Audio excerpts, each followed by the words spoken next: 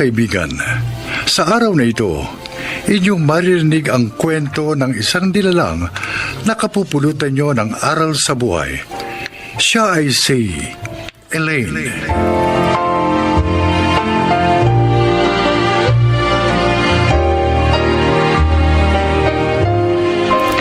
Isa akong sales lady na palipat-lipat ng pinapasukan sa tuwing matatapos ang kontratang pinirmahan. Nitong huli, sa tindahan ng bag at sapatos na ako napasok. Pakinggan po ninyo ang aking paglalahad.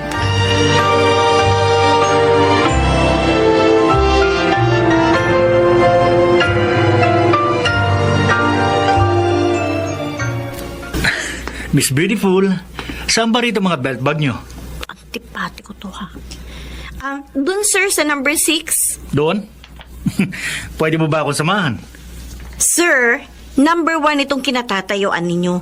Ayun lang ang 6 oh. Yun oh, tanaw dito. Uy, relax ka lang, miss. Bago ka rito, di ba? Kung bibili kayo, pwede ba? Yung bibili nyo na lang ang pansin ninyo. Wag ako. Nilapitan kita kasi ang aga-aga nakasimangot ka. Eh ano naman sa'yo? Mali yun. Dapat nakangiti ka sa mga customer para maengganyo silang bumili sa atin.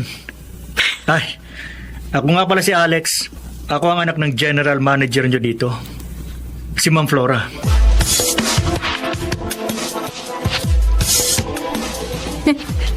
Napagtripan ka pala ni Sir Alex, ha? Kaya nga, napahiya ako eh. Hindi ko naman alam na anak pala siya ng GM natin. Dahil nga bago ka lang dito. At last month, hindi siya nagpunta rito. Naging busy raw sa studies niya. Eh bakit nga ba nakasimangot ka kanina? Masama kasing pakiramdam ko eh. Napuyat ako sa pag-igib ng tubig kagabi. Tapos naglinis pa ako ng bahay. Eh alam mo naman, walang ibang gagawa naman nun kundi ako rin. Tapos wala pa ako sariling tubig. Hoy, dapat hindi ka na lang pumasok. Eh sayang naman yung kikitain ko. Kaya yan, pinilit ko pa rin magtrabaho.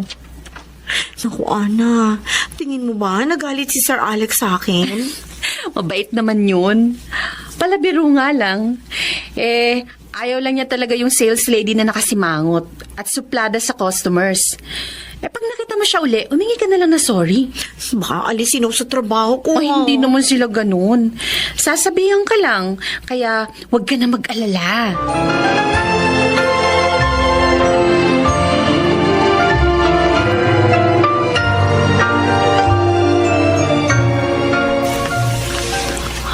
Ang ganda naman itong mga bagong dating na bag. Lalo na itong isang black na to. Ay, siguro bagay ito sa akin pag ginamit ko. Ay, naku.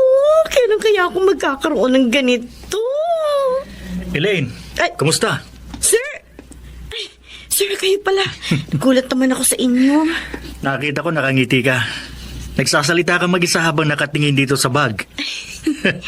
Pinangiti ka ba ng magandang bag na yan? Eh, sa totoo lang po, sir, ang ganda naman kasi talaga eh. Mabuti naman at masaya ka na ngayon.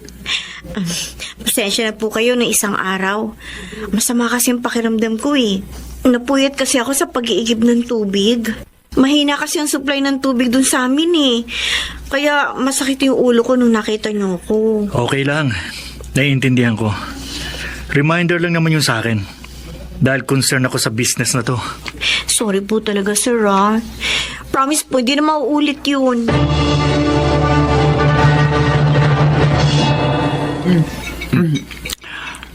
Alex, Ma. napapansin ko, kasundo mo na yung pinakabago nating sales lady, si Elaine. Yes, ma. Hindi naman pala siya suplada. Mabait siya at palatawa rin. At masipag pa si Elaine, madlang bayan. Siya nga pinakamadalas mong overtime sa mga tauhan natin eh. Oh. Samid ka na dyan, Delphine. Etong tubig, oh. Ano kamang pangalan ng isang sales lady sa shoe store ni Don Gaspar? Elaine Madlang Bayan po, pa. Bakit po? May sales lady pala kayong ganyan ang pangalan at apelyido. 2 months pa lang siya sa shoe store ni Don Gaspar. Eh bakit ba, Delphine? May naalala lang ako, Flora. Siguro, kliyente na naman po yun. O kaya, may kaugnayan sa kliyente ninyo. Tama ka. Tama ka, iho. Ay, Delphin, manungang kalimutan mo muna yung mga kliyente mo pag kumakain tayo. Para naman ma-enjoy mo ang dinner natin.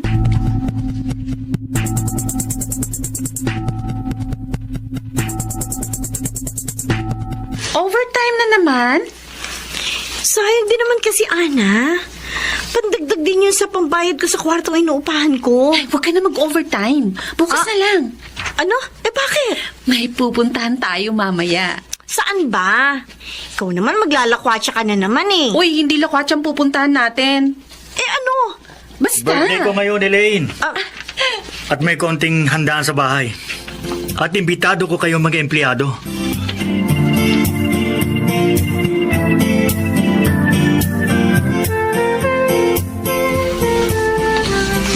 Delphin, kanina pa para malalim ang iniisip mo. Tungkol ba yan kay Elaine? Ngayon ko lang nalaman, Flora, na mahusay ka palang manghulang. Napansin ko kasi kanina na mahaba ang naging pag-uusap niyo. Inalam ko lang ang ilang mahalagang impormasyon tungkol sa kanya. At ano naman ang nalaman mo? Ampun lamang siya ng nakilala niyang mga magulang at patay na ang mga yon. So, ulilan lubos na pala siya. Yes, Flora. Just wondering, bakit ka interesado sa kanya? Dahil siya ang matagal ko nang hinahanap.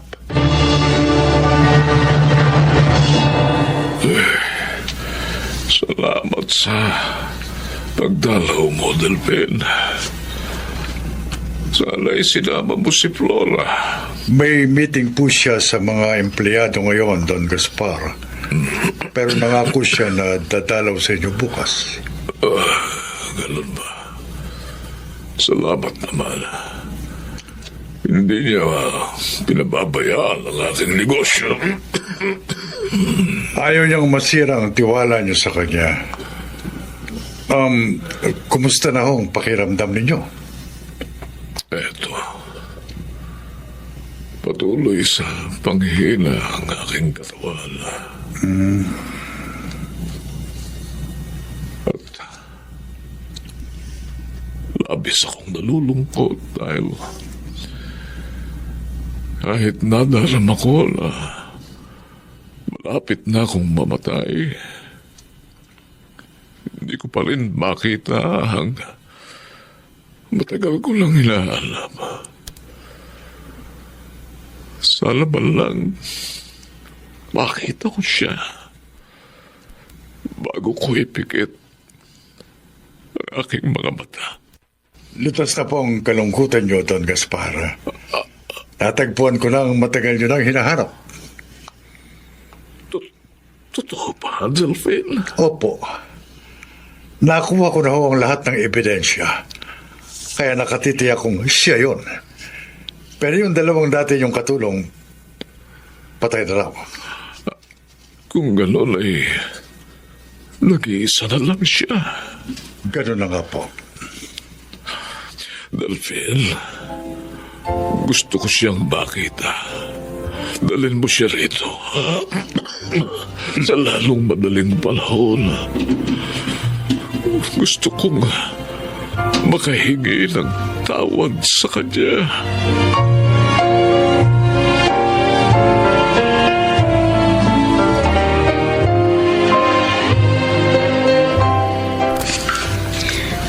bakit niyo po ako ipinatawag kay Sir Alex, Attorney Delphine? May mahalaga tayong pag-uusapan, Elaine. Ano po yun? Tungkol sa isang mahalagang tao sa iyong buhay. Ang totoo, matagal ka na niyang ibig makita. Ako? Sino po? Ang tunay ko po bang ina? Hindi. Patay na rin ang tunay mong ina. Katulad ng tunay mong ama. Kung ganun, talagang ulila na po ako. Sino pong tao ang ang binabanggit ninyo.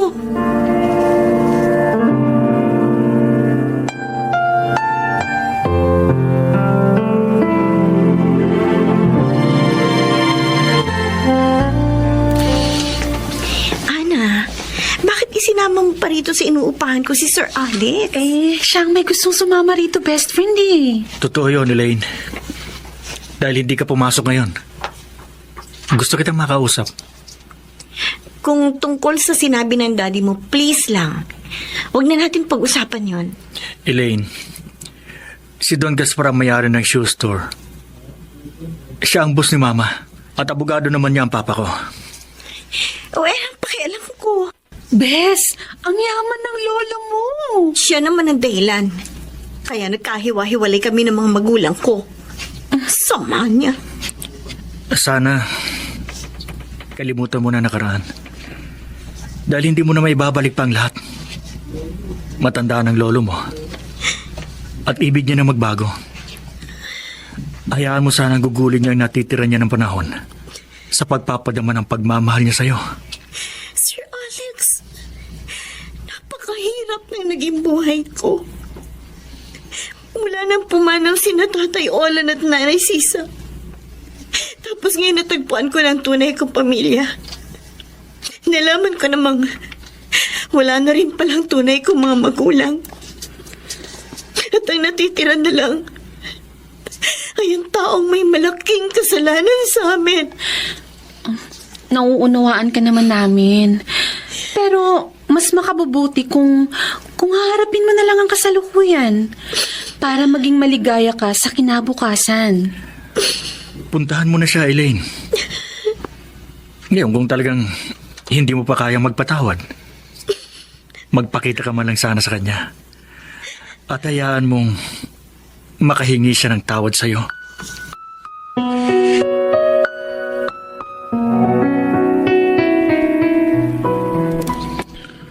Ayaw niyang makita ko. Pasensya na po, Don Gaspar. Ginawa ko na po ang lahat ng makakaya ko pero ayaw niyang sumama sa akin. Hindi ko siya masisisi. Napakalaki ng pagkakasala ko. Ako ang dahilan. Kaya nagkalayo sina Romana at Alfredo. Ang mga tunay na magulang ni Elaine. At nang malaman kong nagdadalang tao si Romana, hinintay kong isilang niya ang bata. At si Elaine ngayon. At saka ko siya ibinigay sa mga katulong kong sina Sisa at Olan. At ano naman ang ikinamatay ng aking mga magulang? Elaine, mabuti naman sumunod ka. Ikaw pala si Elaine. Ang aking apo. Sagutin niyo ang tanong ko. Ano ang ikinamatay ng tunay kong mga magulang? Nabalitaan kong iginupo ng karamdaman ng iyong ama. At si Romana naman nasira ng bait hanggang sa pumanaw din ang aking anak. Kasalanan ko lahat, Elaine. Napakasama ko. Nagawa ko yun dahil hindi ko matanggap na mahirap lamang ang mga katuluyan ng aking anak. Diyos ko. Diyos ko. Tawarin mo sana ako, Apo. At hayaan mong sa natitira ko na lamang na panahon dito sa mundo, ay maituwid ko sa pamamagitan mo ang aking mga pagkakamali. Babangon ako. Don Gaspar, ano pong gagawin niyo? Luluhod ako sa iyo, Elaine, Apo. Don Gaspar, para patunayan sa iyong taus-puso ang paghingi ko ng kapatawaran, Apo. Huwag niyo pong gawin yan.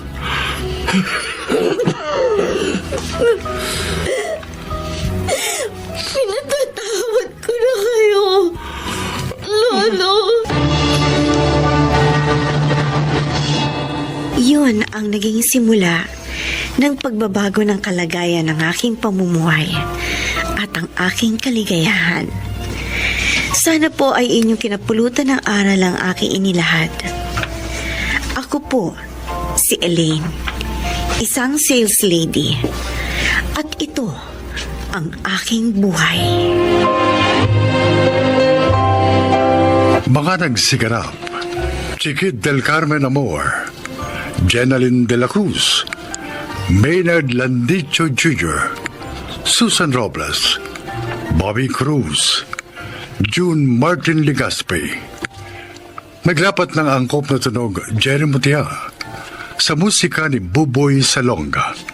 Supervisyong teknikal ni Eric Lucero at Bong Muyar. Creative consultant Phil Cruz.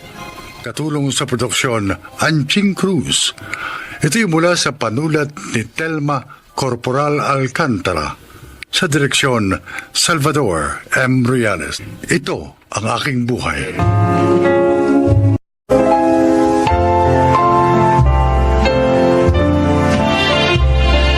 Mga kaibigan, pakinggan po natin ngayon ang isa pang natatanging kasaysayan na ilalahad sa atin.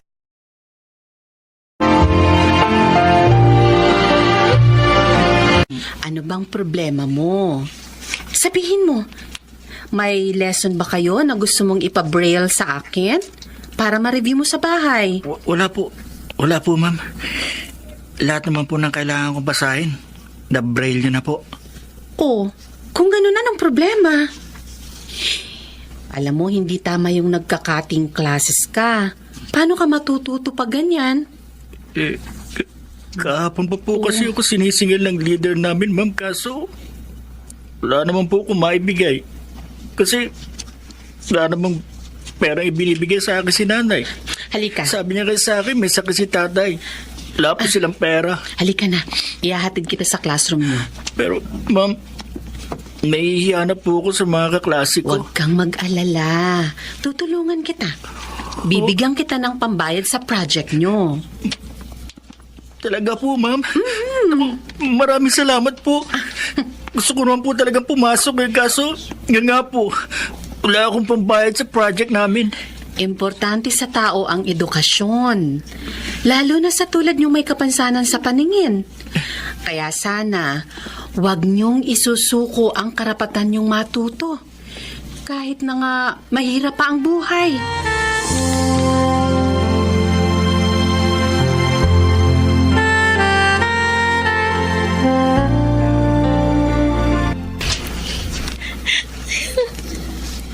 Good morning, Marita. Ma'am Erlinda, dumating na pala kayo. Oo. Ang aga mong dumating Aalis po si Mama eh.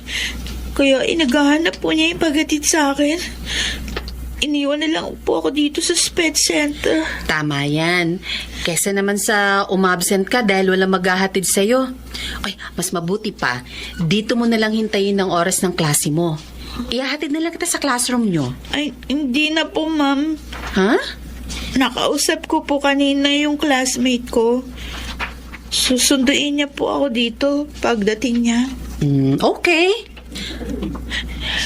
Oh, bakit ka nga pala umiiyak kaninang dumating ako? Ano bang problema? Wala po. Nalulungkot lang po ako.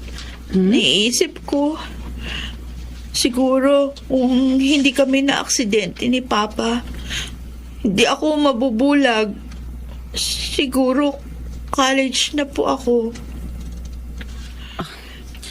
Posible. Pero tapos na yun eh. Tanggapin mo na lang ng maluwag sa loob ang bago mong kalagayan. Total, sabi naman ng mama mo, makakakita ka pa rin kapag may nag-donate ng cornea sa'yo, di ba? Opo, pero 2 years na ako naghihintay. Wala pa rin. Naisip ko tuloy, mangyayari pa kaya yun? Huwag kang mawalan ng pag-asa. Hindi natutulog ang Diyos. Ibibigay din niya ang hinihiling mo. Basta, huwag ka lang magsasawang tumawag sa Kanya. Ma'am Erlinda, ang hirap palang mabulag. Bawat araw, nararamdaman ko po yun. Parang hindi po ako masasanay. Lakasan mo ang loob mo. Sikapin mong masanay. Para makapagpatuloy ka sa buhay. Malay mo naman, pagsubok lang yan sa'yo ni God. Alam mo, ang gawin mo, ituloy mo pa rin ang pag-aaral mo. Maging ang magaganda mong ginagawa. At hindi mo mapapansin ang paglipas ng mga araw. Maniwala ka sa akin. Maswerte ka nga eh. Kahit nabulag ka, nariyan ang parents mo. Sumusuporta sa'yo. At may kaya kayo sa buhay. Hindi lahat ganyan ang kalagayan. Kaya wag mong sayangin ang magagandang bagay na ibinigay sa'yo ng Diyos.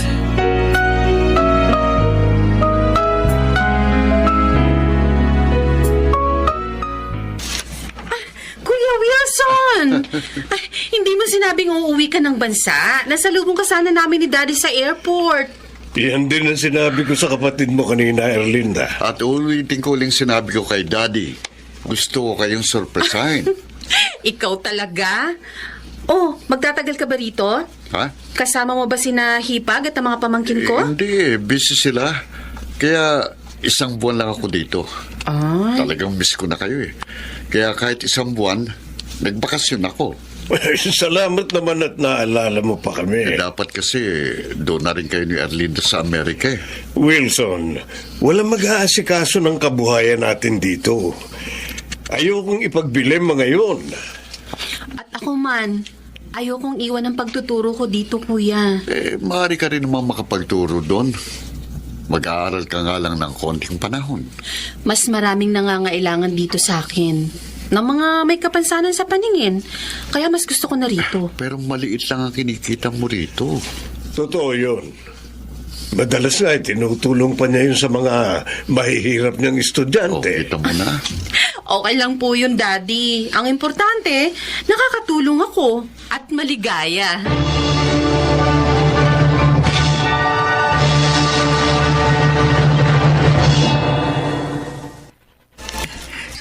Sa akin po ang plastic bag na ito, Ma'am Erlinda. Oo, Lino. May mga tsokolate yan, mga dilata, kape. Thank you po. Meron din kami ni Marita niyan, Lino. Oo, lahat tayo binigyan ni Ma'am. Ma'am, bakit niyo po kami binigyan ito? Saan po galing ito? Dumating galing ibang bansa ang kuya ko. At marami siyang uwi ng mga kape, dilata, tsokolate. Kaya naisip kong dalhan kayo. Hindi naman namin mauubos sa mga yon. Ang bait niyo po talaga, ma'am. Salamat Nga po. Salamat po, ma'am. Ang swerte po namin dahil kayo po ang naging sped teacher namin. Sa totoo lang, kayo talaga, pinatataba niyo ang puso ko. Totoo po yung mga sinabi namin, ma'am. Tama. Nga po. Kaya bagay talaga kay Ma'am yung tatanggapin niyang award. Award? Anong award? At saka, sino may sabing may tatanggapin akong award? Dumaan po dito kanina yung principal natin, Ma'am. At sabi po sa amin, next week daw po sa Teacher's Day, tatanggap po kayo ng award bilang Teacher of the Year. Congrats po, ma'am. Congratulations, ma'am. You deserve it.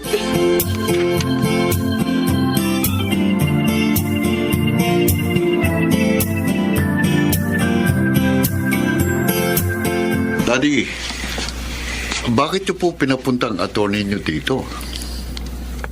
Gusto ko kasi, habang narito ka, ayusin ang kabuhayan ko sa inyong magkakapatid. Bakit naman po?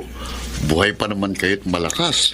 Para maging maayos ang paglilipat to sa inyo ng mga kabuhayang naipundar namin nang pumanaw niyong mami. Ayokong matulad kayo sa iba na pinag-aawayan ng kabuhayan hanggang sa makalimutan na ang pagiging magkadugo. Kaya habang malakas pa ako, iaayos ko na ito. Well, kayo pong bahala. Pero wala po dito si Kuya Brando. Nakausap po siya kagabi at alam na niya ang gagawin ko. Daddy, si Erlinde, baka maubos lang ang mamanahan niya sa pagtulong niya sa mga estudyante niya. Anak, mabuti ang ginagawa ng kapatid mo. Sabi nga niya, ang kanyang pagkakawang gawa ang siyang magbahatid sa kanya patungo sa langit. Isa pa, matalino si Erlinda. Hindi naman niya siguro hahayaang maging kaawa-awa siya balang araw.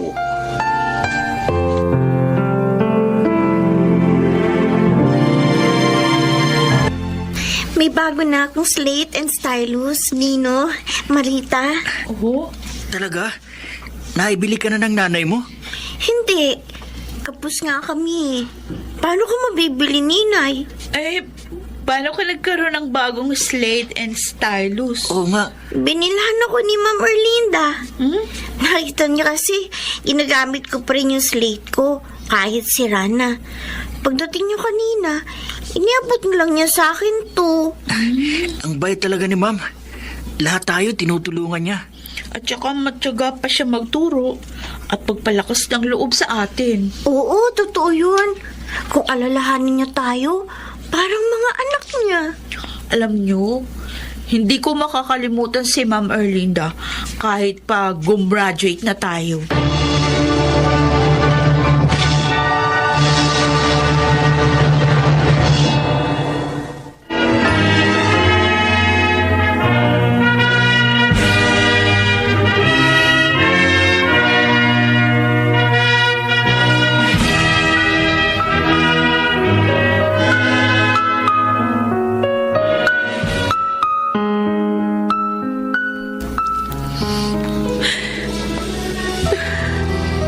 Bukas na ang libing ni Daddy, Kuya Wilson. Parang hindi ko pa rin matanggap na iniwan niya na tayo. Ganon din naman kami ni Kuya. Kaya pala, inayos na niya ang kabuhayan niya sa ating tatlo. Dahil iiwanan niya tayo. Ngayon, nag-iisa na lang ako dito sa bahay na to. Kung gusto mo, sumama ka na sa amin ni Kuya sa Amerika. Gawin na lang nating bahay bakasyon na ng bahay na ito. Kikita ka rin naman doon sa Amerika. Makapagtuturo. At higit sa lahat, mababawasan ang lungkot mo dahil sa pagkamatay ni Daddy.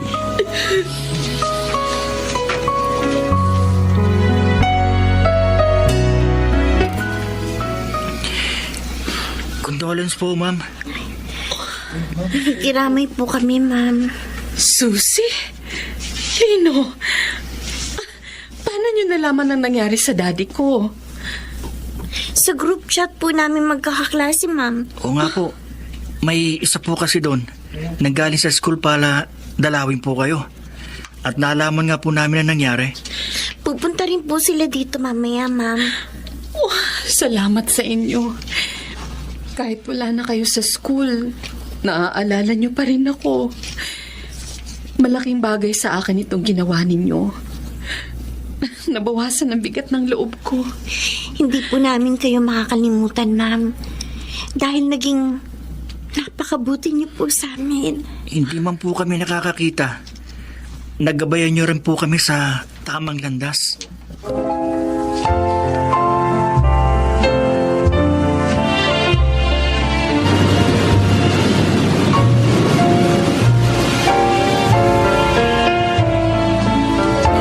Mabuti naman, naka-video chat ka namin, Marita. Oo nga. Hindi ka busy ngayon. Kaya lang ang daya mo. Kasi kami nakikita mo na. Dahil naoperahan ka na. Samantalang kami, hindi ka pa rin namin nakikita. Di bale. Naririnig niyo naman yung maganda kong boses. Oo nga. Oh guys, ano ba ang topic natin ngayon? Next week na kasi ang birthday ni Ma'am Erlinda. Oo nga alam ko. Hindi ko nakakalimutan yon. And this time, ayoko na magpadala ng birthday card sa kanya. Gusto ko dalawin na lang siya. Iyan din ang naiisip namin ni Lino. At ng iba pang mga naging estudyante ni Ma'am nakasama sa group chat natin. May binabala kaming gawin.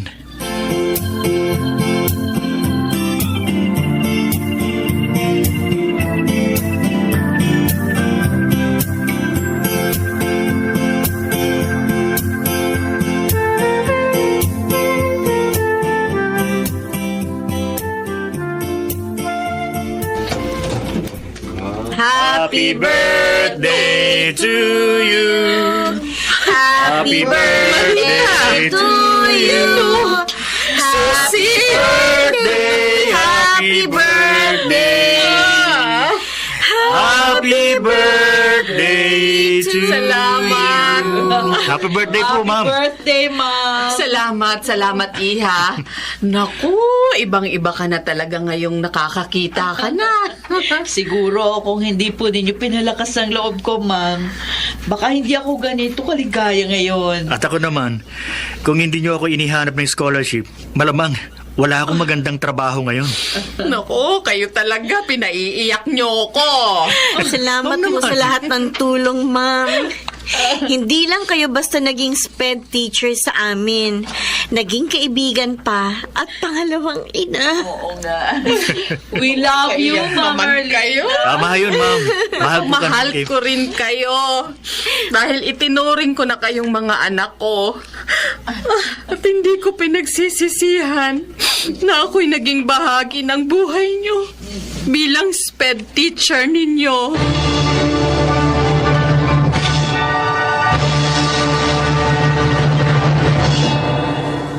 Nagtuturo pa rin ako at madalas dinadalaw pa rin ako ng mga dati kong estudyante. Kahit ngayong matanda na ako, hindi ko pinagsisisihan na minsan sa buhay ko naging gabay ako ng mga kabataang hindi nakakakita. Ako si Erlinda, isang special education teacher, at ito ang aking buhay. Narinig po ninyo ang isang magandang kasaysayan ng isang guro na kinapulutan ng aral sa buhay. Baka nagsiganap, Yunel Benamin, Rosana Villegas, Chiquit del Carmen Amor, Maynard Landicho Jr., at Jenaline de la Cruz sa papel na Erlinda. Naglapat ng angkop na tunog Jerry Mutia sa musika ni Buboy Salonga. Supervisyong teknikal Bong Muyar at Eric Lucero. Creative Consultant Phil Cruz. Production Assistant Anching Cruz. Ito'y mula sa panulat ni Telma Corporal Alcantara. Sa direksyon Salvador M. Royales. Ito ang aking buhay.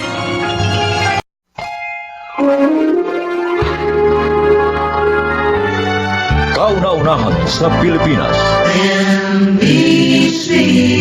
Manila Broadcasting Company. DZRH. Member, kapisanan ng mga broadcaster ng Pilipinas.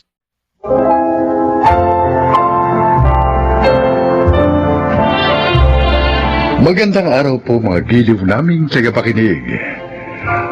Maririnig ninyo ang kwento ng isang inang muntik mawalan ng kanyang anghel. Siya ay si Belinda. May anak na ako nang matapos ko ang college. Bata pa kasi kami ni Oliver na mag-asawa. Tinulungan lamang kami ng parents namin kaya kami nakatapos sa pag-aaral. Masaya naman ang first 2 years namin, ngunit nagbago ang lahat. Lumitaw ang pagiging babaero niya. Kaya naman naghiwalay din kami, kahit na nga meron na kaming anak. Belinda! Halika na! sabayan mo ako mag-almusal. Templado na itong kape mo. Nay, salamat po. Sino nga ako pala yung kausap niyo kanina sa telepono? Ang asawa mo. Bakit naman siya tumawag? Ang aga niya nang istorbo, ha? Naalala niya na 3 days na lang. Birthday na ng apo ko. Sabi niya, kukunin daw niya si Grace sa birthday ng bata. Ano? Oh, ang kapal naman ng mukha niya. Pinagbigyan ko na siya last year. Tapos gusto niya ngayon siya na naman ang kasama? Hindi, ayoko. Hindi ako papayag, Nay. Anak, pag-usapan niyo sana ng mahinahon to. Hindi yun lagi na lamang kayo nag-aaway kahit sa harap ng apo ko. Kaya po ako nagagalit dahil selfish siya. Gusto niya lahat ng birthday ni Grace siya ang kasama ng anak namin. Samantalang kung tutuusin, ako ang mas naghirap sa bata. Siya puro pambababae lang ang ginawa niya nung kasama pa namin siya. Ang sa akin lang, ha? Abay, maging mahinahon kayo. Lalo na pag nasa harap ng bata. Hindi magandang nakikita niya lagi nag-aaway ang mga magulang niya. Kahit na nga sabihin pa na magkahiwalay na.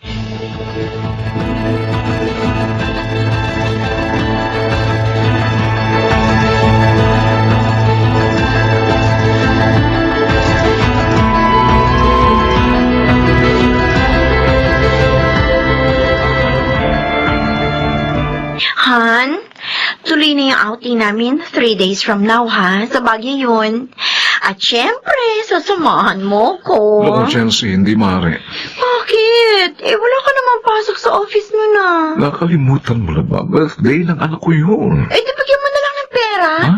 At sila na lang ng nanay niya mag-celebrate. Hindi nga pwede. Nakatawag na ako sa kanila. Sabi ko na kay Nanay Mitrin na kukunin kong bata sa araw na yun. Kakainis ka naman eh. O, bakit? Minsan nga lang ako humiling, hindi mo pa ako mapagbigyan. Araw-araw naman tayong magkasama. Basta pupunta ako sa birthday ng anak mo. Kung ayaw mo sumama, dito muli ka sa outing nyo. Hindi na. Hindi na ako sasama. Ha? Magmumukhang tanga lang ako doon. Dahil ako lang yung walang ka-partner. I'm sorry, ha? Alam mo naman ang sitwasyon ko. Sa simula pa lang. Kunin mo na lang kasi yung anak mo. Ay. Nang wala ka nang pinupuntahan pa sa asawa mo. Chelsea. Pwede na maalagaan ng katulong si Grace.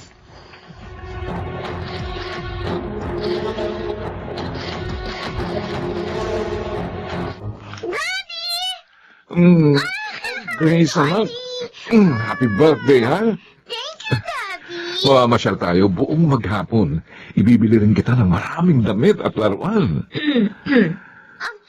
Daddy? Who is she? Siya ang tita Chelsea mo, anak. Ang girlfriend ko. Hello, Grace. Hello po. Daddy, parang hindi naman po siya yung kasama natin last birthday ko. Kasi, Iha, naging girlfriend ako ng daddy mo, tapos na yung birthday mo. Anak, okay lang yun, ha? Ang mahalaga, kasama na natin siya ngayon. Oh, sige, halika. Bibihisan na kita, ha? Where is your dress, Iha? Here po. Yan. Dapat kasi, doon ka na lang sa amin ng daddy mo. Mas malaki ang bahay namin. May malaking garden. Hindi tulad dito sa bahay nyo. At saka kahit everyday, maipapasyal kita. Hindi tulad ng mami mo, bihira kang ipasyal, di ba? Kasi po, sabi niya, busy po siya sa work. Ang sabihin mo, hindi ka niya love. Kasi, kung love ka niya, gagawa siya ng paraan para maipasyal ka. Tulad namin ang daddy mo. Hoy, babae! Ang kapal na mukha mo. Ngayon ka lang nakatapak sa bahay ko. Sinisiraan mo na ako sa anak ko. Belinda, please, huwag kayong mag-away. Yung babae mo pagsabihan mo. Tao kayong pinatuloy dito ng nanay ko. Tapos sisiraan niyo ako sa anak ko? Sinasabi ko lang naman ang totoo, pabaya ka. Ang kapal na mukha mo. Walang yan ka? Sinungkol mo ko? Wala kang karapatang pagsabihan ako ng ganyan. Belinda. Hindi ko pinababayaan ng anak ko. Mahal na mahal ko siya. Chelsea, Belinda, tama na, ha? Please, tama na. Asawa mo, Oliver! Hindi mo ba kayo pagtatanggol? Mommy, please stop it! Oh, I'm sorry, baby. I'm sorry. Hindi ko gusto maging sad ang birthday mo, kaya lang kinagalit nila ako. ako, anak. Mabuti pa ikaw lang magbihis sa bata, Belinda. Hihintayin na lang namin siya ni Chelsea sa labas.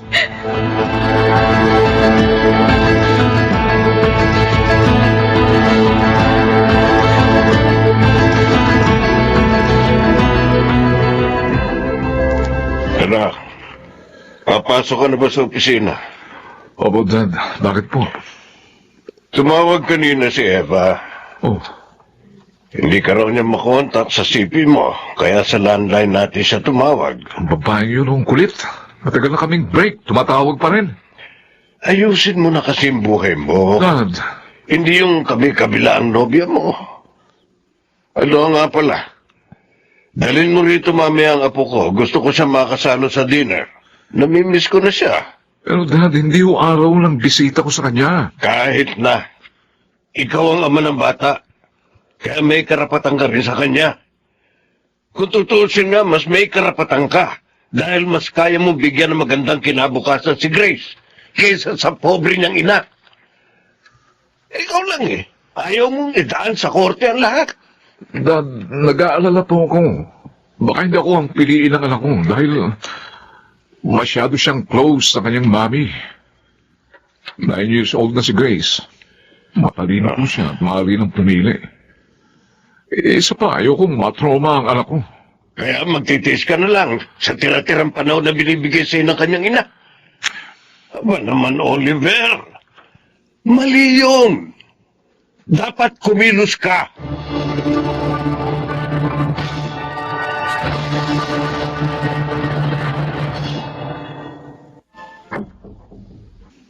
Go. Mukhang hindi magandang umaga mo, pinsan. Ay, ikaw pala, Kuya Nestor. May nangyari ba? Hindi maipinta mukha mo nang dumating ka sa office. Si Daddy. Gusto niyang kunin ko si Grace kay Belinda. Malaking problema yan. Iyak na hindi papayag si Belinda na mapunta sa iyong custody kay Grace. Kung ipipilit mo naman, baka maka-apekto rin yun sa pamangkin ko. Yun din nga ang sinabi ko kay Dad. Pero sabi niya, dapat daw kumilos ako. Si Tito Efren talaga. Pinaiiral na naman ang gusto niya. Dapat kasi pinsan, mag-usap kayo ng maayos ni Belinda. Itabi niyo ang galit niyo sa isa't isa upang makapagplano kayo ng maganda para sa inyong anak.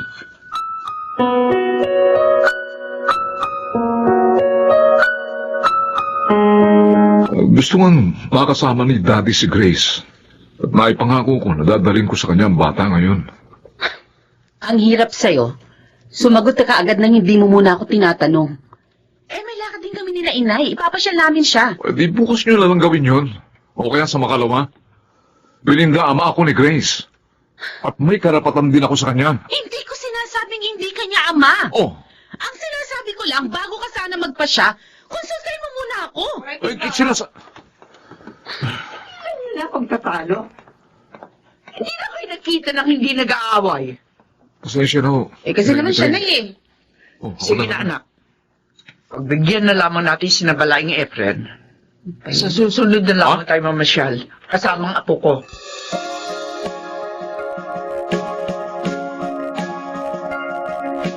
Oh, apo. Why are you sad? Maganda naman dito sa Tagaytay, ah. Grandpa, you said Mommy will follow us. Bakit umaga na? Wala pa rin si Mommy. Anak, busy pa sa work ang mami mo ha? Wait na lang muna ha. Ang hirap kasi sa mami mo Mas importante pa sa kanya yung trabaho niya kaysa sa'yo. Kaya nga naiisip ko na hindi niya talaga mahal itong apo ko. No, that's not true, Grandpa. Mahal ako kay Mommy. Anak, Baka lang hindi niya alam na dito tayo sa Tagaytay nagpunta. Kaya hindi siya makasunod. alam niya, anak. Alam niya. Ibalik niya na ako kay Mommy. Ayoko na po dito. Grace, look, I'm your father, And this time, ako lang masusunod. Pag sinabi kong dito ka lang, dito lang. You're a liar, Daddy. Grace, Gusto niyo lang kaya ako iluluhin, Apo. Mommy. Apo, Tumahan ka na. Oh, wala ka namang magandang kinabukasan sa mami mo. Samantalang sa amin ng daddy mo, meron. Maaari ka namin dalhin sa ibang bansa para mag-aral doon. Oh. I don't like. Oh. I hate you, Daddy! Grandpa! Niloko niyo lang ako!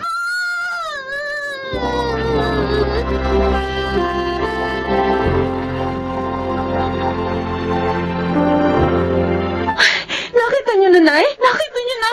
Manluloko talaga yung Oliver na yan. Inilayunan niya sa akin ng anak ko. Mahirap talaga siyang pagkatiwalaan. Anak, tinawagan mo na ba si Oliver? Opo, pero hindi ko makontak ang cellphone niya. Hindi rin daw pumasok sa office, sabi ng sekretary niya. Oh, Nay. Naisanin ka na lang anak ko. Sa bahay nila. Punta kaya natin. Ginawa ko na ho yun. Bago pa ako umuwi dito. Pero sabi ng katulong hindi raw umuwi si na Oliver at si Daddy Efren. Hindi nila alam kung nasan. Diyos ko. Bakit naman sila ganun? May tumatawag sa phone ko. Si Kuya Nestor, ang pisa ni Oliver. Sige na, sagutin mo na, anak. Oo. Baka may maitulong siya sa atin. Hello? Kuya Nestor? Hello, Belinda. May problema, kaya ako tumawag. Talagang may problema, Kuya. Dahil hindi binalik ni Oliver sa akin si Grace. Yun na ang problema. Si Grace kasi. Bakit? Anong nangyari sa anak ko, Kuya? Ano?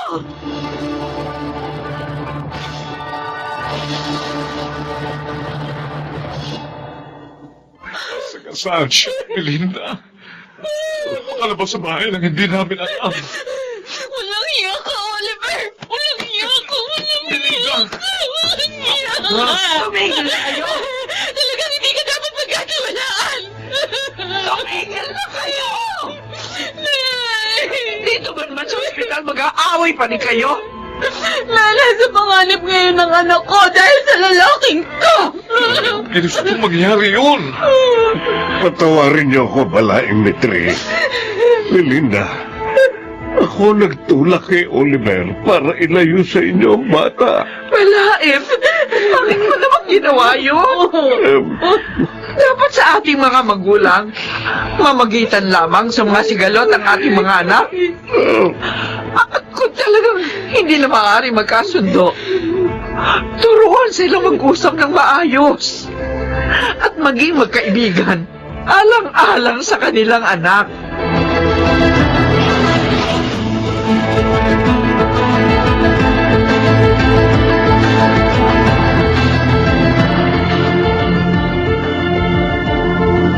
Belinda, kanina pa kita hinahanap.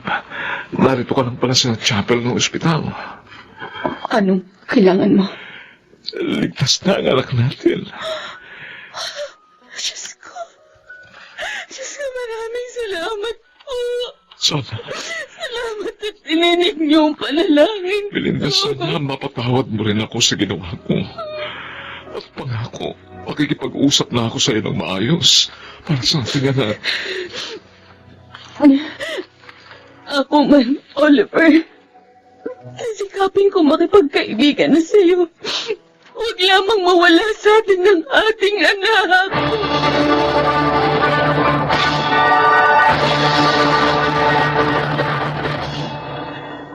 Kapwa namin tinupad ni Oliver ang aming pangako.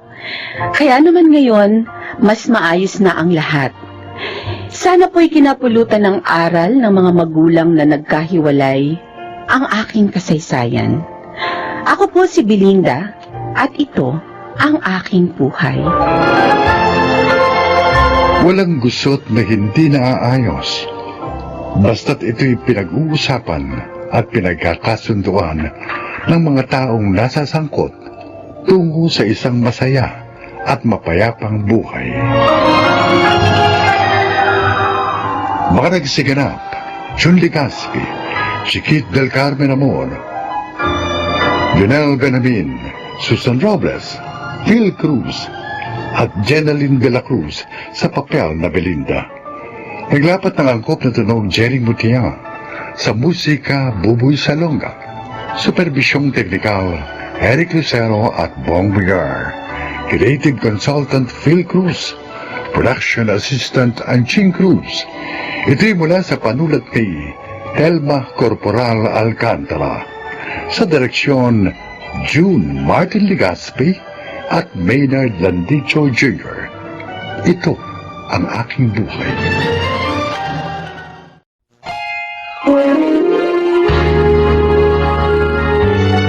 Kauna-unahan sa Pilipinas. Manila Broadcasting Company. DZRH. Member, kapisanan ng mga broadcaster ng Pilipinas.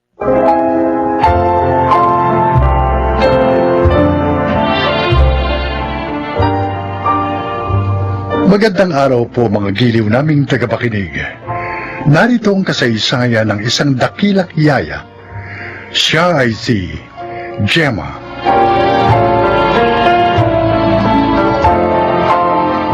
Bente anyos pa lamang ako na magtrabaho ako sa mga magulang ni Irene. Kaya naman ang ikinasal sila ni Paul ay ako ang kinuha nilang yaya ng kanilang anak na si Ivy. Nanatili ako sa kanila dahil na rin sa pagkakasakit ng aking asawang si Nardo. Nagustuhan mo ba ang pasalubong ko, Soren? Opo, Nay. Mukhang masarap po ang mga chocolate na to eh. At ang dami pa po. Si Ivy ang nagsabi sa Mami Irene niya na dalhin namin ang lahat ng yan. Oh, dapat po pala akong magpasalamat sa kanya. Oo, anak. Ay, sige na, puntahan mo na siya sa sala. Makipaglaro ka sa kanya para sumaya naman siya. Opo. Diyan na po kayo, Inay. Ay. Oh, Gemma. Bakit mo ba sinama ditong alaga mo? Naawa ako, Nardo. Nagpilit siyang sumama nang malamang uuwi ako. Malulungkot lang daw siya sa kanila dahil sa palaging pag-aaway ng mga magulang niya. At hanggang ngayon pala, ganun pa rin sila. Sinabi mo pa. At ewan ko kung magbabago pa yun. Mangyayari yun kung pareho silang magbibigayan.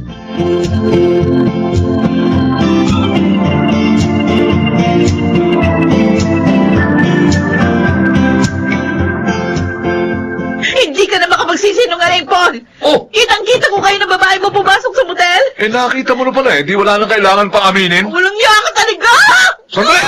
Aray! Kanya ka! Pinagto mo sa akin ang base! Wisit ka talaga, Irene! Kulang pa yan sa mga pagtataksil na ginawa mo sa akin! Alam mo ba kung bakit ako ng mababae? Ha? Ano? Dahil sama na ako sa kabradaldal mo! Ah, ganon? O, di maghiwalay na lang tayo! Ayoko na makisama sa'yo!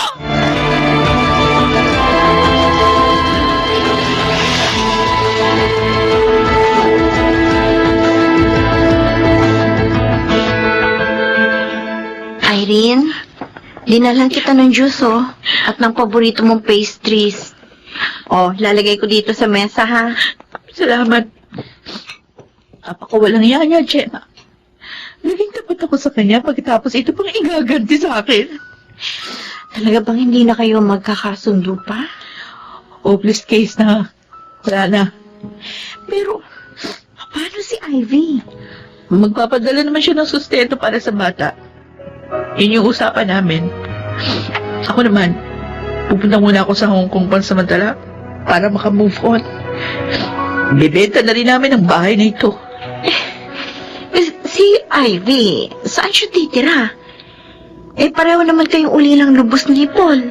Ayun nga sana yung papakiusap ko sa'yo. Sana, alagaan mo pa rin si Ivy, lalo na sa pag-alis ko. Pero, doon mo na lang sa inyo siya alagaan, ha? Ano? Sige na. Ikaw lang naman ang alam ko na pwede ko talagang pagkatiwalaan, eh. Pero huwag ka mag-alala. Dodoblihin ko yung sahod mo. At magpapadala din kami ng paggastos ni Ivy.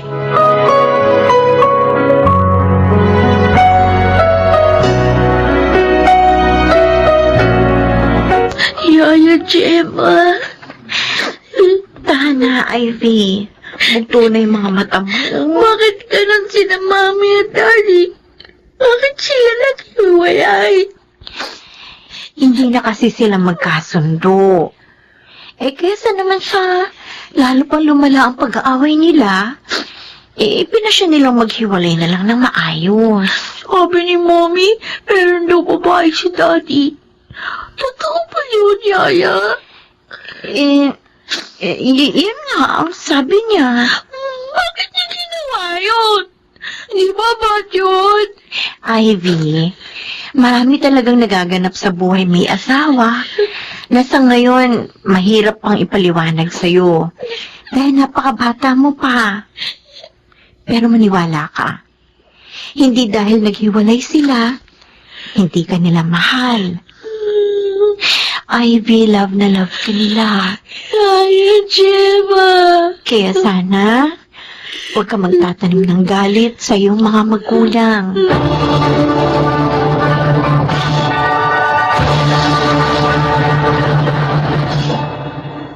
Oh, narito ka lang pala sa kwarto ni Ivy. Ano pang ginagawa mo dito? Tulog na naman yung alaga mo. May lagnat siya, Nardo. Ha? Pinainom mo na ba ng gamot? Oo, bago siya natulog. Gusto ko lang siyang bantayan. Nang matiyak ko na hindi natataas ang lagnat niya. Paano ka matutulog niyan? Dito na lang ako iidlip sa tabi niya. Sige na. Sige na, magpahinga ka na. Samahan mo na doon si Soren.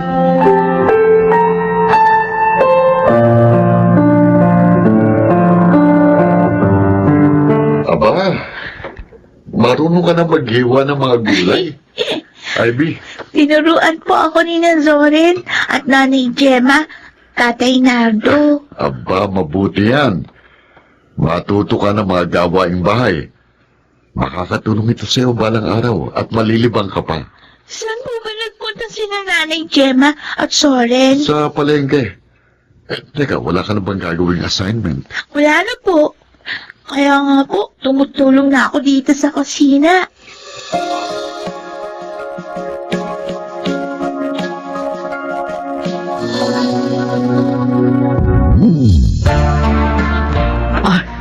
Nakalimutan ko. Birthday na naman pala ngayon ng anak ko. At maraming birthday na niya na hindi kayo nakakasama. Nakikita naman niya kami sa video call. Nakikita kami dalawa ni Paul. Iba pa rin yung personal niya kayong makita. Mahawakan, mayakap, mahalikan. Doon niya mararamdaman ang inyong pagmamahal. Tinawagan mo ba si Paul? Oo. Pero wala daw siya sa Pilipinas. Kaya magpapadala na lang daw siya ng pera at regalo para sa anak niyo. Ay, naku, lalaking yun talaga, oo. Hindi na binigyan ng panahon ang anak namin. Pero sa pangalawang pamilya niya, sagana siya sa panahon. Ikaw, Irene, darating ka ba bukas? Ano kasi, Gemma may sakit ang anak namin ni Alex. Dadali namin siya sa doktor bukas. Pareho lang pala kayo ni Paul. Walang panahon para kay Ivy.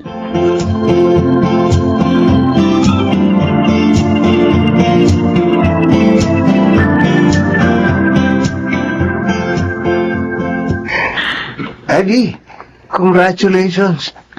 Graduate ka na sa high school ngayon. Oo nga, Soren. May award ka pa. Dahil yun kay Nanay Gemma. Kung hindi niya ako minahal at inilagaan ng maayos, siguro hindi ako lalaking ganito. Baka naman umiyak ka pa. Alalahanin mo, darating ngayon ang parents mo, ha? Kaya dapat magsaya ka. Nagulat nga ako dahil darating sila.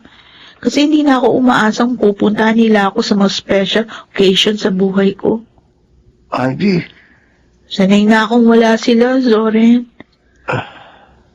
Pero hindi ako masasanay pag wala si Nanay Gemma.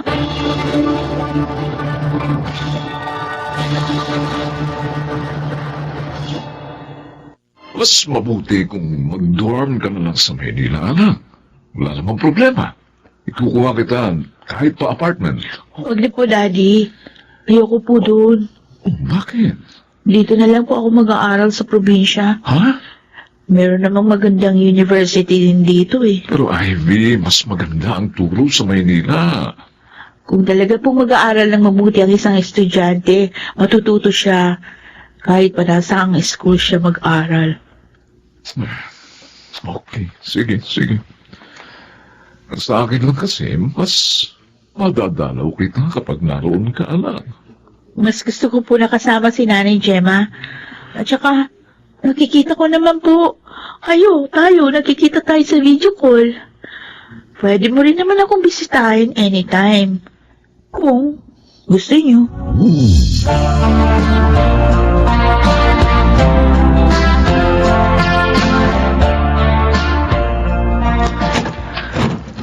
Zoren, nandito na ako. Oh, eto na pala si Ivy. Ang bilis mo ah. Oo, nagmamadali ako nang matagap ko yung text mo. Sinabi mong may sakit si Nanay Gemma. Ikaw naman, Soren. Dapat hindi mo na tinext si Ivy. Nagmadali tuloy yung tao. Magtatampo ho ako kay Soren pag hindi niya ako tinext. Mahalaga po kasi sa akin na alam ko yung kalagayan niyo, Nay. Kita nyo na. Sobrang alalang-alala po sa inyo yan. Medyo nahilo lang ako. Sobrang pagod lang siguro. Kasi naman, masyado kayo masipag. Magpahinga kayo at mag-relax din. Oh, yan na, Nay. Hindi lang ako nagsabi niyan. Pati ng anak ng babae. Ayoko po kasi may mangyayaring masama sa inyo. Dahil kayo po, ang pangalawa kong ina. Masaya ako, Ivy. Dahil sa pagmamahal at panahong ibinibigay mo sa akin. Alam mo, napunan mo ang pananabik ko sa anak ng babae.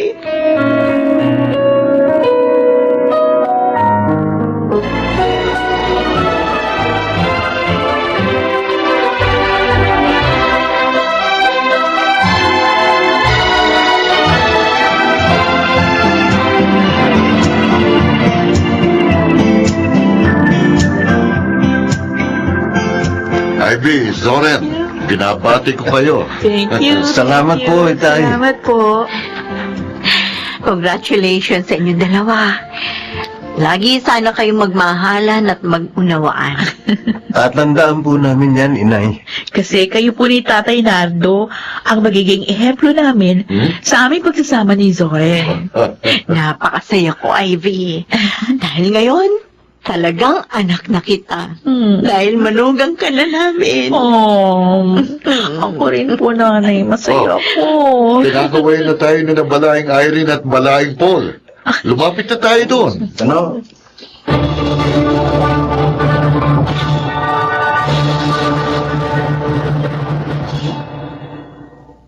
Isang taon na ang aking apo kina Ivy at Zoren. Ang batang aking inalagaan noon, manugang ko na ngayon. Ako po si Gemma at ito ang aking buhay. Tunay na maraming sorpresa ang buhay. Matuto lang tayong maghintay. Mga nagsiganap, Phil Cruz, Junel Benamin, Rosana Villegas, Jun Legaspi, si Kit del Carmen Amor sa papel na Gemma. Naglapat ng angkop na tunog Jerry Mutia, sa musika Buboy Salonga, supervisyong teknikal Eric Lucero at Bong Muyar. Creative Consultant Phil Cruz, Production Assistant Anching Cruz. Ito'y mula sa panulat ni Telma Corporal Alcantara. Sa direksyon, June Martin Legaspi. Ito ang aking buhay.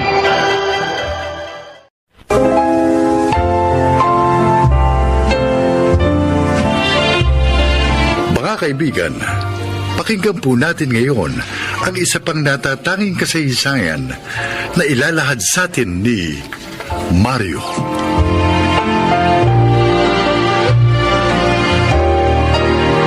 Lumakay ko sa hirap. Kaya naman naipangako ko sa aking sarili na gagawin kong lahat para hindi tumandang mahirap. Nagtagumpay naman ako sa buhay sa pamamagitan ng puneraryang naging negosyo ko. Pakinggan po ninyo ang aking paglalahad.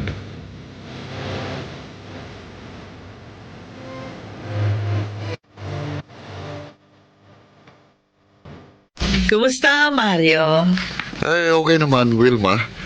Maganda pa rin takbo ng punerarya ko.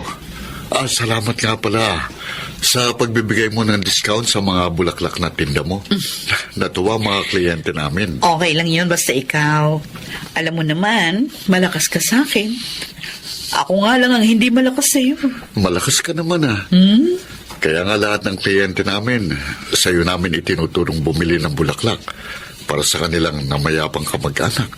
Kung talagang malakas ako sa'yo, samahan mo naman ako. Ha? Saan? Gusto kong mamasyal para ma-relax. Malungkot naman kung gagawin ko yung mag-isa.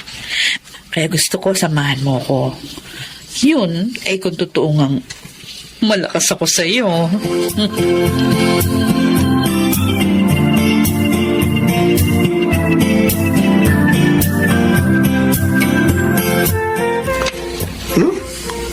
Uwi na tayo? Himala. Ano nangyari? Ang aga nating uwi. Magre-relax tayo. Ayos yan Sasamahan nating mamasyal si Wilma. Ano? Ba't sasama mo pa ako? Yak naman ikaw lang ang gusto makasama ng babaeng yun Dahil dead na dead yun sa'yo. Kaya nga isasama kita para hindi ako mapikot. Ginawa mo pa akong tagabantay. Huwag ka na magreklamo. Libre naman yun. Di ka na.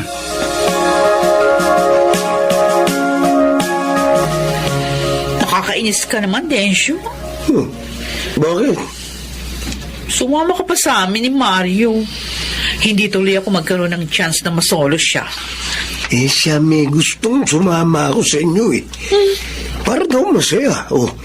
Para ma-relax din ako. Siyempre, boss ko yun Kaya sinunod ko. Si Mario talaga. Palagi na lang humahanap ng paraan para iwasan ako. Ba't kasi pinipilit mong sarili mo sa kanya O bakit? Narito naman ako Binata rin tulad ni Mario. Sa akin, konting lambing lang. Bibigay na ako agad sa'yo. Hindi kita type ano? Diyan ka na nga. Ito naman, nagbibiro lang Teko na.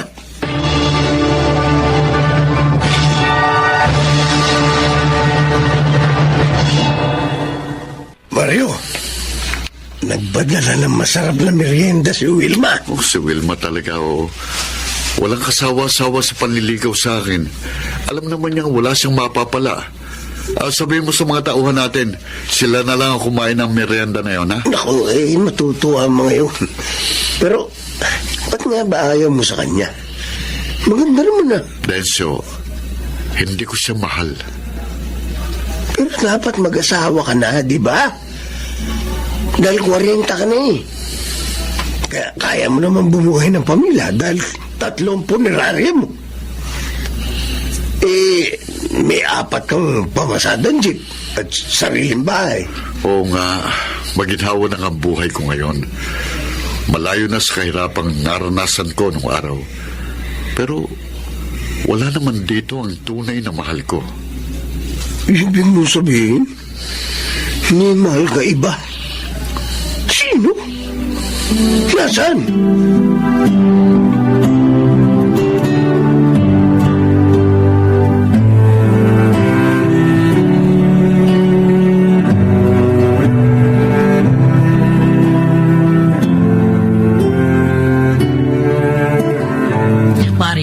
Salamat ha.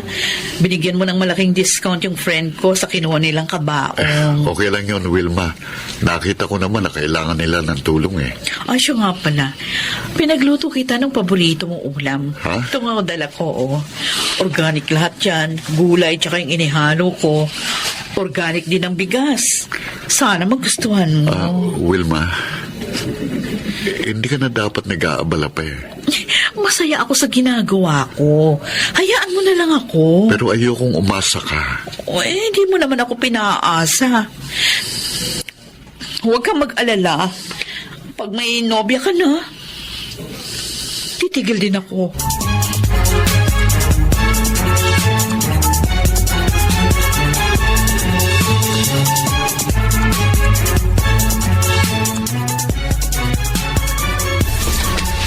Claro, Claro, gising na. May dala akong lugaw. Kumain ka. Tapos, paiinumin kita ng gamot. Klaro. Uy. Klaro? Klaro? Bakit tayo niya mag-isip? Diyos ko, malamig siya. Klaro! Klaro, asawa ko! Gumising ka! Inay, bakit po ka sumisigaw at umiiyak? Ano po nangyayari kay Itay? Ang tatay niyo, anak! Ayaw na magising! Itay! Itay, gumising kayo! Wala na si Itay. Cindy. Iniwan niya na tayo.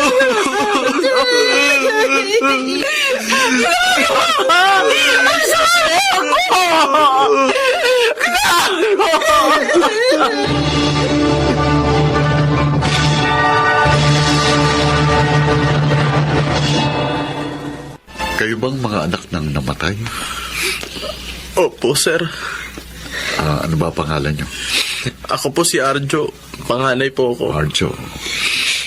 Ako naman po si Cindy. Bunso po. Ulila na ba kayo sa ina? Hindi po. Buhay po po ang nanay namin. May kinausap lang po siya na tutulong sa amin. Teka, nasa ng bangkay ng tatay niyo? Nasa loob na ba? Ayan po. Sabi po kasi ng tawa ninyo, kausapin mo muna daw po kayo. Hindi. Ang bangkay. Si Kuya Claro. Kilala niyo po ang tatay namin. Oo. Kaibigan ko ang tatay niyo. Isang mabuting kaibigan. Mahigit 20 years na kami hindi nagkikita. Siyang laging tumutulong sa akin noon kapag may problema ako. Mabait po talagang tatay namin, Totoo yan. sir. Totoo. At nakakalungkot na sa ganito kalagayan ko pa siya nakita. Pagdating ng nanay niyo, sabihin niyo na wala na kayong babayaran dito sa punerarya ko. Tulong ko na ito sa inyo, lalo na kay Kuya. At sabihin niyo rin sa nanay niyo, gusto ko siyang makausap.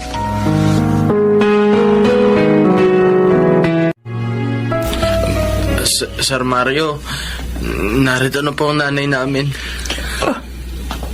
Mario? Luisa? Ang buhay nga naman. Paano nangyari na naging mag-asawa kayo ni Kuya Claro? Dahil natalikuran mo noon ang obligasyon mo sa amin ng batang dinadala ko.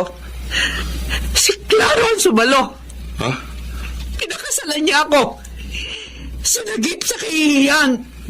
Ano? At si Cindy, siya naging anak namin ni Claro. Patawarin mo ako, Luisa. Bata pa tayo noon. At alam mo naman na pareho lang tayong mahirap. At dahil sa takot kong hindi makaahon sa hirap, iniwan ko kayo. Pero hindi ko kayo nakalimutan. Patawad. Ibig niyo sabihin, inay, hindi po ako anak ni Itay. Oo, anak. Si Mario, ang tunay mong ama. Inilihim namin ang lahat sa iyo dahil yun ang ibig ni Claro. Hindi.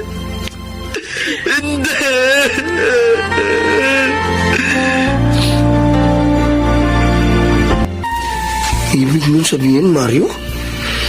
Kaibigan mo matalik yung namatay? At inari ng anak ang anak mong lalaki? Oo, Densyo. Naduwag ako sa aking obligasyon, kaya ginawa ko yon kay Luisa. At natakot ako na lalo kaming maghirap.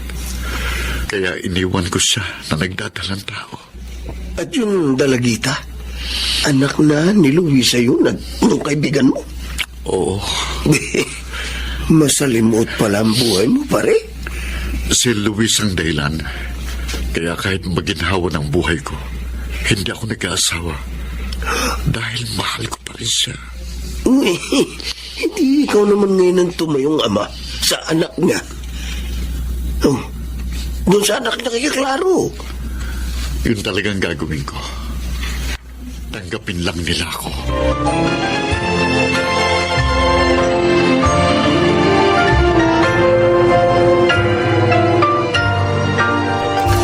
Luisa, Nailibing na si Kuya Claro.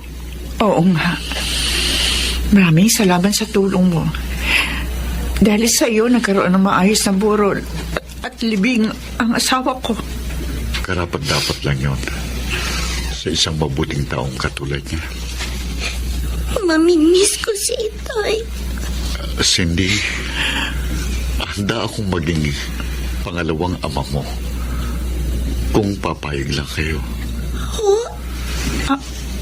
Ano? Alam kong napakaaga pa nito, pero alam ko rin maunawaan ako ni Kuya Claro.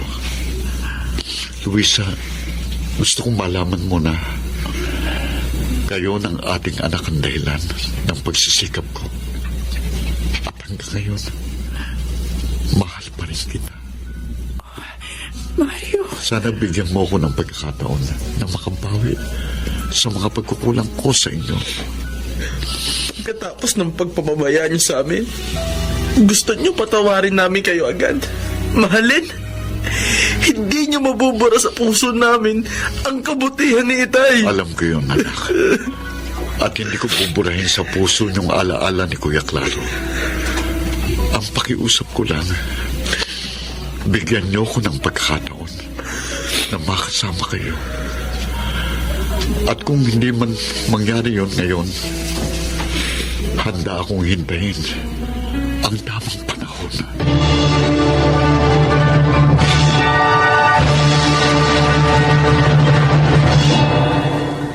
Hindi ako agad napatawad ni Arjo, ngunit tinanggap niya ang tulong ko sa kanila.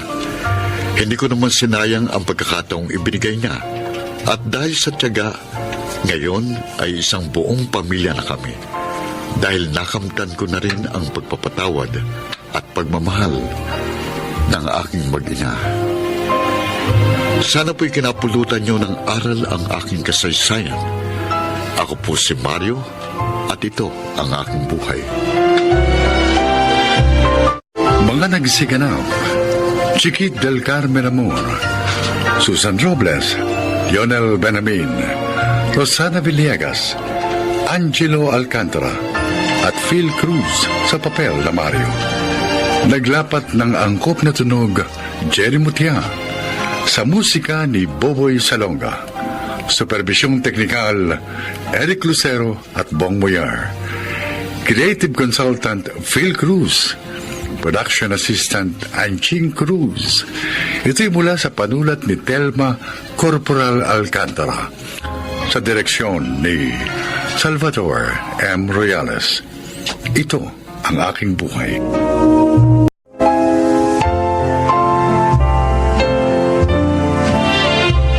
Magandang araw po mga giliw naming tagapakinig. Narito ang isang natatanging kasaysayan na kapupulutan nyo ng mga aral sa buhay. At ito ay ilalahad sa atin ni Lynette. Isa akong tour guide. Masaya ang aking trabaho dahil naman kumikita na ako, nakakapamasyal pa. Pakinggan po ninyo ang aking kasaysayan.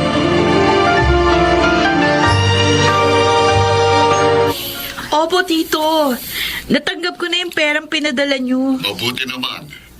Pinadalan kita kasi nag-aalala ako eh. Baka mag-ECQ dyan at mahintong trabaho nyo. Pwede wala kang magagamit sa mga pangangailangan mo. Salamat po. Mula nung pumanaw si na Mami at Daddy, hindi kayo nagkulang na pagsubaybay at pag-aalala sa akin. Kapatid kong mami mo, Iha. At anak ng turing ko sa iyo. Isa pa, akong katiwala ng lupain nyo dito sa probinsya. Kaya dapat lang, Lynette, ibigay kong pangangailangan mo. Sige po, Tito. Salamat po uli. Ingat po kayo dyan, ha? Hoy! Bye! Uy, bakit hindi mo sinabi sa tito mo na wala na tayong trabaho dahil nga sa pandemic? Eh kasi Rosette, bala kong surpasahin si Tito. You mean, uuwi ka sa probinsya nyo? Oo. Ayaw kong abutin ng ECQ dito. Hoy, sama mo naman ako. Oo ba? Mabuti pa nga kasama ka para mas masaya.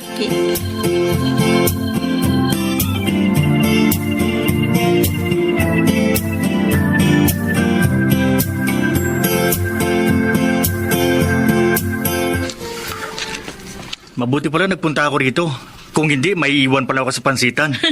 Grabe ka naman, Bernie. May ganyan pala kayong balak eh. Di nyo man na ako tinext. May tampuristic na isang to, Lynette. O di kung gusto mo, sumama ka na rin. Talagang sasama ako sa inyo. Magtatampo ako ng gusto pag iniwan nyo ako. Oh, sabi ko na eh. Gustong sumama ni Bernie, kaya siya nagtatampo-tampuhan. Kaya lang, Lynette. Ano? Hindi naman kaya magalit ang tito mo. May kasama kang lalaki. Mabait si Tito Totoy. At saka hindi madumi isip noon, kaya ayos lang kahit sumama ka. Ang ganda naman ng pangalan ng tito mo. Tito mo siya, pero Totoy. Ikaw talaga, Bernie. Hoy, Lynette. Patawa ka. May binata bang anak ang tito mo? Naku, Rosette, malas mo. Dahil matandang binata si Tito Totoy.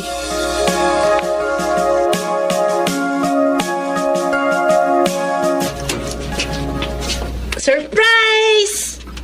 Aba, Lynette. Hindi mo sinabing uuwi ka. Talagang sinadya ko po yung tito dahil gusto ko kayong sorpresahin. Matagal na kasi tayong hindi nagkikita. Kaya naisip ko, dito na lang ako mag-spend ng ECQ. Ganun ba? Opo. Um, Ay, kasama ko nga pala yung mga kaibigan ko, si Bernie at saka si Rosette. Magandang hapon po. Ay, sir. Good afternoon po. Magandang hapon din sa inyo. Tito na lang din ang itawag niyo sa akin, total naman.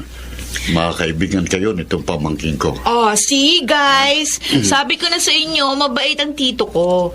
Kaya wala kayong dapat alalahanin.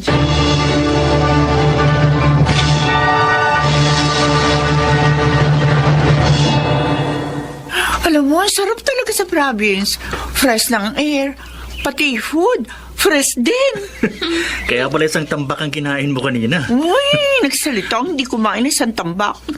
Pareho lang naman tayo. Oy, Bernie, baka mapikon sa'yo si Rosette. Sige ko, hindi ka nasasagutin yun. Wala naman ako yung tinatanong sa kanya. Eh? Saka hindi naman ako nanliligaw. Oo nga naman, Lynette. Kasi ikaw ang gusto niya. Ay, nako. Kami na nga kayo. O, gusto niyo bang mamitas tayo ng prutas? Maraming hinog na mangga. Hindi ako marunong makita ang puno. Huwag kayo mag-alala. Ako na lang ang mamimitas ng mangga para sa inyo. Yan si Bernie. Laging maaasahan. Matanong ko lang, Lynette. Bakit hindi na nag-asawa tito mo? Sabi ni Mami, pihikan daw si Tito. Alam nyo, sabi ng mama ko, mahirap daw yung pihikan. Kasi pag nagmahal daw yun, hindi tumatanggap ng pagkabigo. Ewan ko lang. Wala naman na ikwento si na Mami na minahal ni Tito.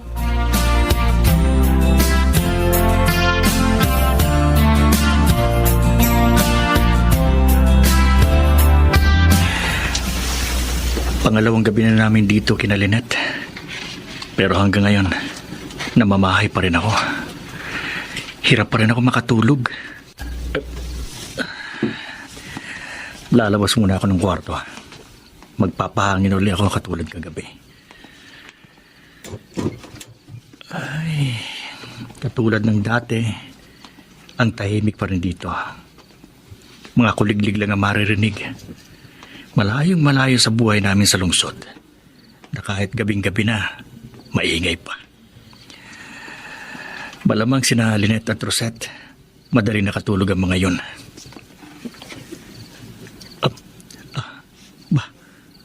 Ang tito ni Lynette, gising din pala siya. Saan kaya siya pupunta? Teka. Aba, hinawi niya yung kurtina. At may pintuan sa likod ng kurtina. Pero hindi halata. Buti na lang, hindi niya isinara. Natatanaw ko pa. Pero, anong gagawin niya? Aba, may hagdanan din pala doon. Saan kaya pupunta yun? Bakit siya bumaba doon? Ang tito ni Lynette? Ano kayang meron doon? Lalapit ako. Maghahanap ako ng mapagkukublihan. Gusto ko talagang malaman kung anong meron doon. Kung bakit nagpunta doon ng Tito Totoy ng ganitong oras ng gabi.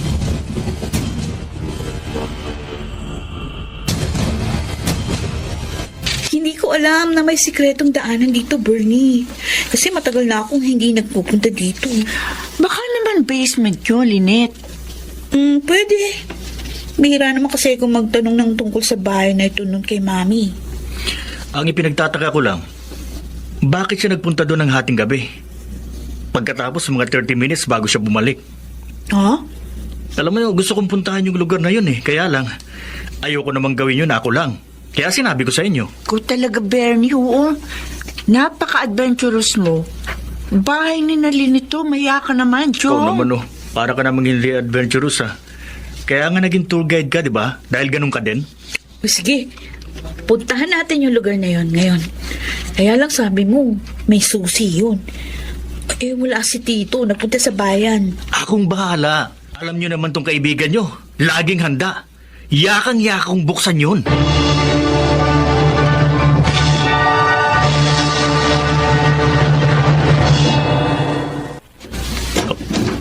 Lynette, Rosette, tingnan nyo ang nasa maliit na kwartong ito. Isang babae, Lynette. Tsaka mukha siyang buntis. Sino kayo? Ako si Lynette. Pamangkin ni Tito Totoy. Bakit narito ka nakagapos? Si Mang Totoy? Masama siya. Sino ka ba? At bakit ka nagsasalita ng ganyan sa tito ko? Ako si Ana. Binukot ako ng tiyo mo. Ha? Dahil hindi ko tinanggap ang kanyang pag-ibig. Diyos ko. Si Tito? Nagawa niya yun? Oo. Ang sama niya. Walang hiya. Paulit-ulit niya ako pinagsamantalahan. Oh my God. Kung ganun, ikaw ang pinuntahan dito ni Tito Totoy kagabi? Oo. Nagpunta siya dito kagabi. Yung dinadala mo, si Tito ba ang... Oo. Bunga ito ng kahayupan niya. Maawa kayo. Tulungan niyo ako makalabas dito. Tsak na hinahanap na ako ng tatay ko.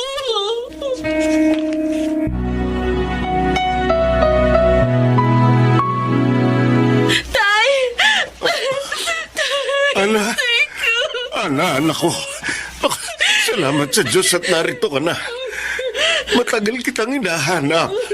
Maging ang mga pulis pero hindi ka makita. Dinukot at tinago po ako ni Mang Totoy. Doon sa basement ng malaking bahay. Ano? Ang walang niya. Kaya pala hindi na nagpupunta dito dahil tinago ka niya.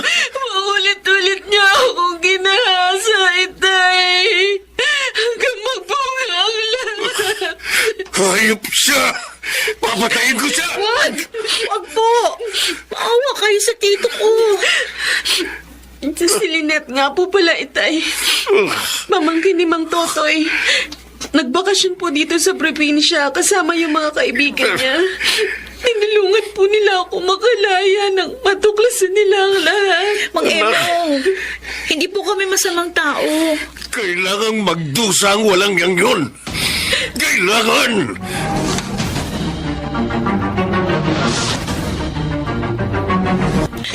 Tito, bakit? Bakit nyo ginawa yun? Ha? Anong ibig mong sabihin, Lynette? Alam ko na po ang lahat. Ang pagdukot at panggagahasa nyo kay Ana. Lynette? Hindi kayo dapat gumawa ng ganun. Sinira nyo ang buhay niya. Patawarin mo ako. Mahal na mahal ko si Ana.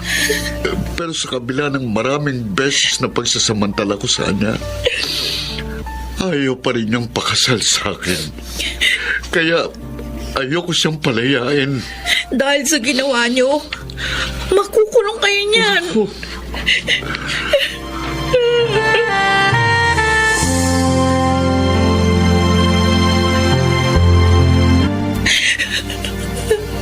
Tama na. Tama na, Lynette. Huwag ka na umiyak. Nakulong na ang tito mo. Hindi na natin mababago pa ang lahat. Nasasaktan pa rin ako sa nangyari sa tito ko. Pangalawang magulang ng turing ko sa kanya.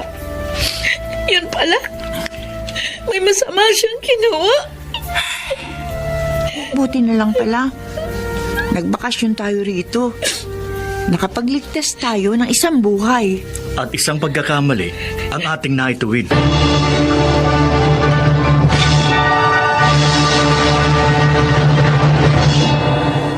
Ilang taong nakulong si Tito. Nalulungkot pa rin ako sa nangyari sa kanya. Subalit alam ko rin na kailangang panagutan niya ang kanyang kasalanan. Sana po ay kinapulutan ninyo ng aral ang aking inilahat. Ako po si Lynette at ito ang aking buhay. Walang lihim na hindi nabubunyag. Lalabas at lalabas din ang katotohanan. Mga nagsiganap: Susan Robles, Baynard Landicho Jr., Jenaline de la Cruz, Lionel Benjamin at Rosana Villegas sa papel na Lynette. Naglapat ng angkop na tunog Jenny Mutia. Sa musika ni Buboy Salonga. Supervisyong teknikal Eric Lucero at Bong Muyar. Creative Consultant Phil Cruz. Production Assistant Anjing Cruz. Ito'y mula sa panulat ni Telma Corporal Alcantara. Sa direksyon Salvador M. Royales. Ito ang aking buhay.